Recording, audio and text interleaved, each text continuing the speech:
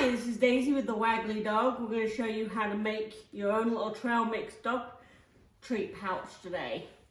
We're going to show you all the mixture. We're going to first get you started with your treat pouch. We like ones that go around the waist so it's easy. You don't have to worry about it the clip coming off. And to keep it clean, we start with a nice Ziploc bag. This way you can also, if you haven't finished all your treats, you can just zip the bag and save for next time. Now, as you can see here, you probably can see we've got a whole variety here. We start with something as simple as a kibble. I'm going to throw the kibble into the bag. Mix that in a little bit. I'm going to start up with Cheerios. Now, you don't have to use the same thing that I'm using. I'm just using a mixture. The idea is to use a different value from low to high. So I'm going to throw a little bit of Cheerios in, not too many.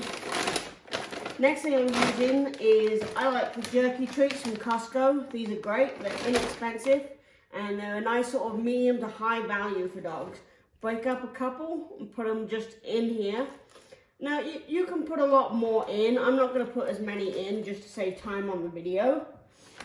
I've got my next one in line is, again, it's kind of similar to the Jerky treats. This is Milos Kitchen.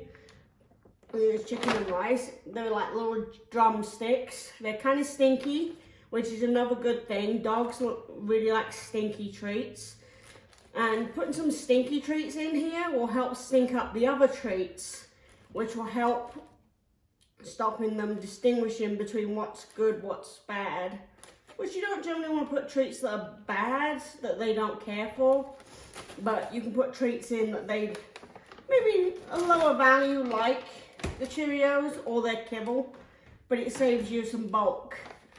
Now, again, switching up again, I've got these guys, just 0G. These are oven baked. Now, these are very solid treats. They're not easiest for training treats, but they break up pretty easily and are easy enough to throw in. So you can just throw them into the bag here. So again, making a nice little, as you can see, we're starting to get a nice little mixture going here. My next ones are kind of similar to the 0G. These are Pioneer Woman Classic Shortcake. I literally throw a variety in here. These are pretty similar. When I go for crunchy treats, I'm going for ones that are not impossible to break.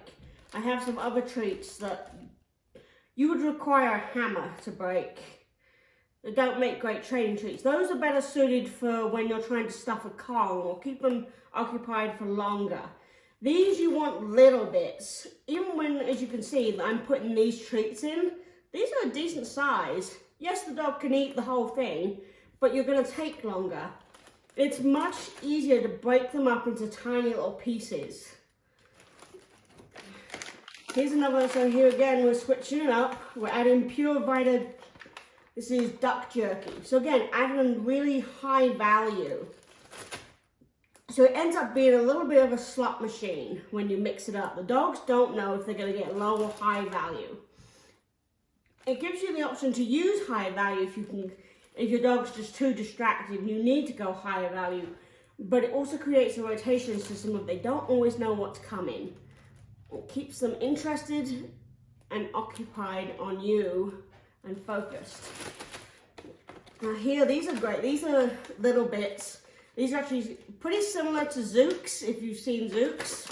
These are actually a little cheaper than Zooks, but they're tiny. Now, you can choose, these are still pretty tiny to use. I still break them up. I still like to add in tiny treats, even if I'm making a small mixture. So I'm going to add these in. I'm only doing a few, but you can add a lot more. You can add as much as you need. You can throw in different things from bulking it out more with the kibble, or you can even add hot dogs in. And you can just store those in the fridge when you're done. Now what I do is when I put that in, I'm going to swish and give it a kind of little shake up. So again, I'm really mixing it up, so you don't know what you're getting. I usually fill this bag up to about 3/4 of the way. If I fill it up any further, it will be harder to get in. Once I've got it in, I'm going to slip it in and There you go, and we're ready to go. And we'll see you guys next time for training.